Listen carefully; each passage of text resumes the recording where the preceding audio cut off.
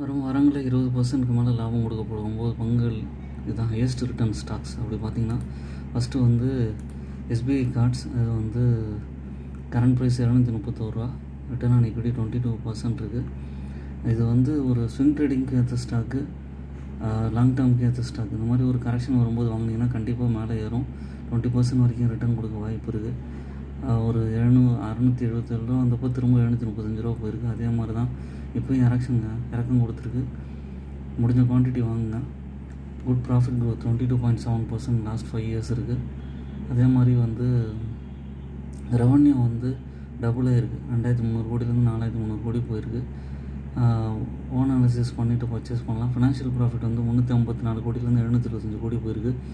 ரொம்ப ரிலையபிளான ஸ்டாக்கு. என்னோடய சேனலை சப்ஸ்கிரைப் பண்ணுங்கள், லைக் பண்ணுங்கள், எல்லா வீடியோஸும் பாருங்கள். தேங்க்ஸ் ஃபார் வாட்சிங் மை வீடியோ.